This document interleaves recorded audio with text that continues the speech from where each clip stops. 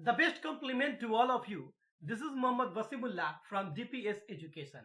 आज के इस वीडियो में हम लोग स्टडी करने वाले हैं चैप्टर नंबर 5 द कीबोर्ड। इस वीडियो में हम लोग कवर करेंगे कीबोर्ड के कीज के बारे में, कैप्स लॉक की, डिलीट की, बैक स्पेस की और एरो कीज के बारे में हम लोग कवर करेंगे। इसके पहले वाले वीडियो में मैंने कवर किया था alphabet keys, number keys, space bar keys और इंटर की।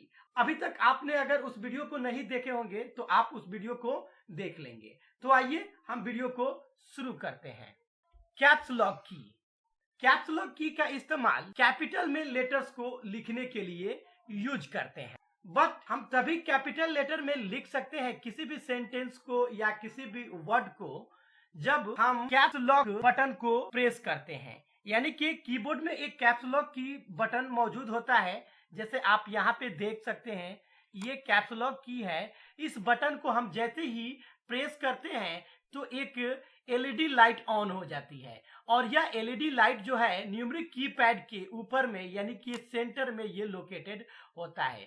तो जैसे ही ये लाइट ऑन होगा तो इसका मतलब ये होता है कि अब आप कैपिटल लेटर में किसी भी सेंटेंस को या किसी भी वर्ड को लिखने के लिए रेडी है। जैसे मैं अभी आपको प्रैक्टिकल में करके दिखाता हूं। जैसे कोई एक प्रोग्राम मैं ओपन कर लेता हूं, तो ये मेरा वर्डपैड प्रोग्राम ओपन हो गया।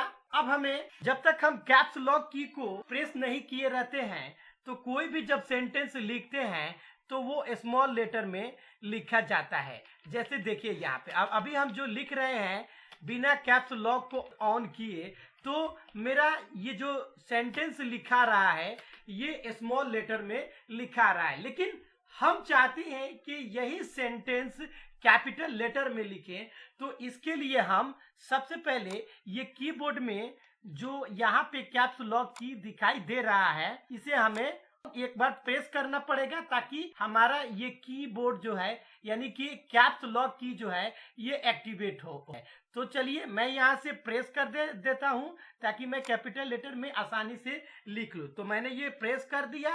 अब मैं सेंटेंस को जब लिखूंगा तो कैपिटल लेटर में हमारा सेंटेंस लिखाएगा। जैसे आप देख सकते हैं स्क्रीन पे कि मैं कुछ भी लिख रहा हूं तो ये अब कैपिटल लेटर में लिखा जा रहा है। तो ध्यान रहे कि जब भी आप कैपिटल लेटर में लिखना चाहें तो सबसे पहले आप कीबोर्ड में मौजूद इस कैप्स लॉक की को ऑन कर ले, फिर आप अल्फाबेट की मदद से कैपिटल लेटर लिख सकते हैं। तो ये तो रहा कैप्स लॉक की के बारे में। अब आइए हम नेक्स्ट की के बारे में आपको जानकारी देते हैं। नेक्स्ट की है हमारा डिलीट की।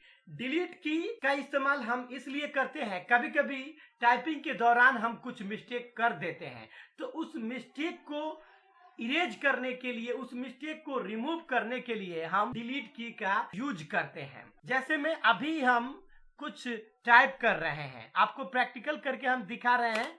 जैसे हम टाइप कर रहे हैं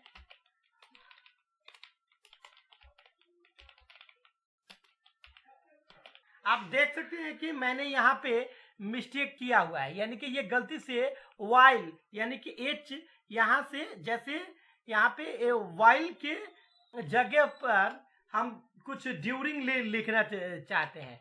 तो हम क्या करेंगे, यहाँ से हम कर्सर को लेकर के आएंगे। ओके, फिर कर्सर जहाँ पे हमारा है डिलीट बटन को हम प्रेस करेंगे तो ये डिलीट होते जाएगा। हाँ, एक बात का ख्याल रखना है कि जब हम डिलीट की का यूज करते हैं तो कर्सर जो है हमारा कैरेक्टर को यानी कि लेटर को राइट साइड की लेटर को वो इरेज करता है। जैसे अभी हम वाइल यहाँ पे जो लिखा हुआ है इसे हम डिलीट करना चाहते हैं, इरेज करना चाहते हैं, तो देखिए जितने बार हम प्रेस कर रहे हैं ये राइट साइड के कैरेक्टर को डिलीट कर रहा है। तो आपको ध्यान देना है कि डिलीट की का इस्तेमाल जब भी आप करेंगे तो यह राइट साइड के कैरेक्टर को डिलीट करने के लिए ही डिलीट की का इस्तेमाल किया जाता है। अब हम देखते हैं नेक्स्ट की बैक स्पेस की। तो बैक स्पेस की का भी इस्तेमाल जो किया जाता है किसी भी कैरेक्टर को या फिर लेटर को इरेज करने के लिए किया जाता है। यानी कि डिलीट की और बैक स्पेस की दोनों का यूज जो होता है कैरेक्टर को डिलीट करने के लिए और रिमूव करने के लिए करते हैं। फर्क सिर्फ इतना रहता है, डिलीट की जो इरेज करता है टेक्स्ट को वो कर्सर के राइट साइड से डिलीट करता है और बैक स्पेस की जो डिलीट करता है वो कैरेक्टर यानी कि कर्सर जहां पे रहता है लेफ्ट साइड के कैरेक्टर को वो इरेज करता है। तो आइए हम प्रैक्टिकल रूप से आपको बैक स्पेस की के बारे में भी दिखा देते हैं। जैसे ये मेरा प्रोग्राम है, यहाँ पे जैसे लिखा गया है, यहाँ पे कुछ मिस्टेक लिखा गया है और इस मिस्टेक को हम करेक्ट करना चाहते हैं। तो देखिए यहाँ पे एक कैरेक्टर जो है हमारा मिस्टेक हुआ है। तो अभी मेरा कर्सर जो है यू के राइट में है यानी कि दाहिनी तरफ है। तो हम यहाँ पे इरेज करने के लिए बैक स्पेस यूज करेंगे। तो देखिए यहाँ पे बैक स्पेस जैसे ही हम यूज किए तो हमारा वो कैरेक्टर जो है बाई तरफ से वो इरेज हो गया। लेकिन डिलीट की का जब भी हम यूज करेंगे तो वो राइट साइड की कैरेक्टर को इरेज करने के लिए यूज करेंगे। तो आपने देखा कि मैंने बैक स्पेस की के बारे में बताया। तो बैक स्पेस की आप कीबोर्ड में देख सकते हैं कि ये है बैक स्पेस की और इसका इस्तेमाल हम तब करते हैं जब वर्ड या कैरेक्टर को, जब हमें लेफ्ट साइड की कैरेक्टर को या फिर वर्ड को इरेज करना रहता है, मिटाना रहता है, तो बैक स्पेस की का यूज करते हैं। और डिलीट की का यूज, डिलीट की यहाँ पे है, हम इसलिए यूज करते हैं जब राइट साइड के कैरेक्टर को हमें जब इरेज करना रहता है तो डिलीट की का यूज करते हैं।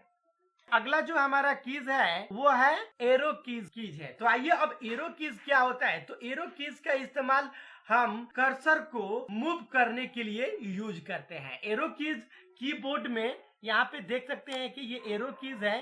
कीबोर्ड में 4 एरोज होता है और यह एरोज जो होता है ये 4 डायरेक्शन में होता है। एक एरो अप में होता है, दूसरा एरो डाउन में होता है, तीसरा राइट की तरफ होता है और चौथा जो होता है वो लेफ्ट की तरफ होता है। और इन एरोज का इस्तेमाल हम इसलिए करते हैं ताकि कर्सर को हम इजीली मूव कर सके। अप में जरूरत पड़े तो अप वाले एरो कीज का इस्तेमाल कर सके, डाउन में जरूरत पड़े तो डाउन वाले एरो कीज का इस्तेमाल कर सके और राइट वाले एरो कीज की जरूरत पड़े तो राइट वाले एरो की का इस्तेमाल कर सके और हमें लेफ्ट में एरो को मूव करना हो तो लेफ्ट एरो की का इस्तेमाल कर सके। तो इसलिए हम एरो कीज का यानी कि मूव करने के लिए एरो कीज का यूज करते हैं। तो आइए हम इसे भी प्रैक्टिकल रूप से आपको दिखा दें। जैसे में हमने यहाँ पे कुछ लिखा हुआ है और इसी सेंटेंस में मैं एरो कीज का यूज करने वाला हूं। जैसे अभी हमारा कर्सर जो है वो सबसे लास्ट वाले लाइन में है। तो अब हम इसे अप में करना चाहते हैं तो अप वाले यानी कि इस वाले ये अप वाले एरो कीज का यूज करेंगे। तो जैसे ही हम इस अप वाले एरो कीज का हम यूज किए तो देखिए हमारा कर्सर जो है 1 लाइन अप चला गया। जितनी बार हम इस अप वाले एरो कीज को प्रेस करेंगे उतने ही बार वो अप में चला जाएगा। ठीक उसी तरह से अगर हम इस डाउन वाले एरो की का इस्तेमाल करें तो जितनी बार हम प्रेस करेंगे इस डाउन वाले एरो की को उतना ही बार हमारा कर्सर जो है डाउन के तरफ, नीचे के तरफ आते ही जाएगा। अब ये आपके ऊपर डिपेंड करता है कि कितना नीचे आपको कर्सर को लाना है। ठीक, अगर हम बात करें आपकी राइट साइड की तो राइट साइड में अगर हमें कर्सर लेकर के जाना हो तो ठीक इस हम राइट वाले एरो की का इस्तेमाल करेंगे। जैसे में अभी हमारा मान लीजिए कि कर्सर हमारा यहाँ पे लेफ्ट एल के लेफ्ट साइड में है और हम चाहते हैं कि ये राइट साइड में आए तो हम राइट वाले एरो की को प्रेस करेंगे। जितना ही प्रेस करेंगे वो हर एक कैरेक्टर के बाद वो चला जाता है हमारा कर्सर। तो देखिए जैसे ही मैं इस राइट वाले एरो की को प्रेस किया तो हमारा कर्सर जो है एक एक कैरेक्टर करके राइट में चला आया। ठीक इसी तरह से अगर हम लेफ्ट एरो की बात करें तो लेफ्ट एरो की भी यही काम करता है। जैसे में अभी हमारा ये कर्सर जो है अभी लेफ्ट के राइट साइड में है। अब हम चाहते हैं इसी कर्सर को एक एक करके हम लेफ्ट में लाएं, तो इस लेफ्ट वाले एरो बटन को हम प्रेस करेंगे। जितनी बार हम प्रेस करेंगे एक एक करके कैरेक्टर वो क्रॉस करते जाएगा। देखिए हम अभी जो है हमारा कर्सर जो है एल के राइट में है, वन टाइम प्रेस किए तो ये लेफ्ट में आ गया। तो आपने देखा कि मैंने इस कर्सर के बारे में बताया। तो आज की इस वीडियो में मैंने आप लोगों को कवर कराया कैप्स लॉक की के बारे में। कैप्स लॉक की का इस्तेमाल हमें जब कैपिटल लेटर में लिखना हो तो कैप्स लॉक की का यूज करेंगे। नेक्स्ट मैंने आपको बताया डिलीट की। डिलीट की का इस्तेमाल हम तब करते हैं जब हमें राइट साइड की कैरेक्टर को इरेज करना हो तो डिलीट की का इस्तेमाल करते हैं। फिर मैंने आपको नेक्स्ट की के बारे में बताया बैक स्पेस की।